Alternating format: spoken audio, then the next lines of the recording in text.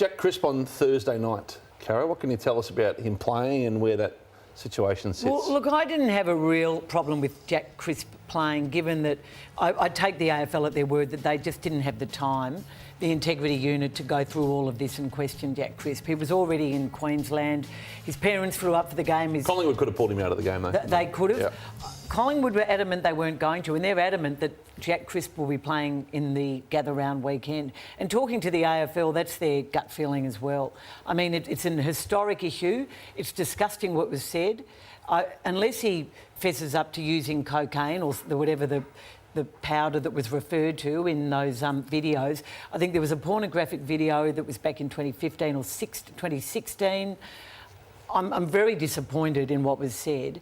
But Collingwood are presenting this as a bloke who's turned his life around, that it happened 6 years ago, the most recent of the incidents, and the AFL Integrity Unit will question him about that. My gut feel too is that there'll be an apology and Jack Crisp will play. But the comments about the women in particular were just absolutely horrible. Will he get a drug strike?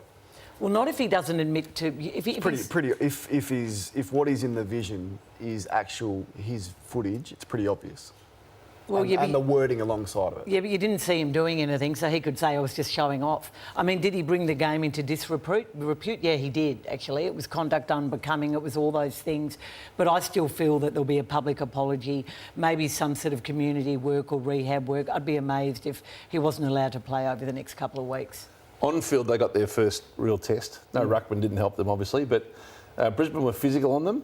What did you take out of this? Well, that's what I noticed, because I've been waiting for a team, Brad, to go after Daicos. I mean, he still played really well. I mean, 7 coaches' votes, 38 I think he had. But this is Zorko on Daicos. I haven't seen anyone do anything like this. They just let him run around and come off the back of the square and play at will. So that's a free kick reversal when his team had the ball. I thought he was a little bit rattled. You wouldn't see him miss opportunities like that, and you may just say that's a skill error. But I thought Brisbane, through Zorko in particular, got under his skin and went after him like I hadn't seen yet. And there's a couple of moments, including this one in the middle of the ground, which can happen as you take your eyes off the ball, but hadn't seen that yet. When you play them, do you need to be more physical with players like that? And why aren't teams doing what they used to do and go after the opposition's best players?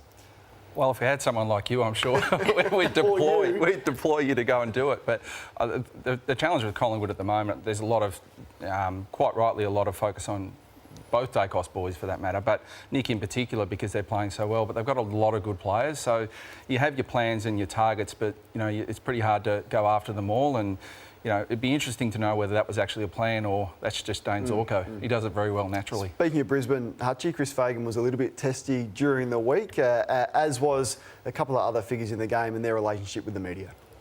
The week before he kicks 4 goals and nobody's talking about it then, and then last week he kicked 0 goals for, and suddenly it's let's pick on Joey Danaher week. He wouldn't, tell you the truth, Joey wouldn't even know there was a whole lot of talk about him because he does not watch the TV, he doesn't listen to the media, and that's not being disrespectful to you guys, that's just how Joey rolls. What was your gripe with the media?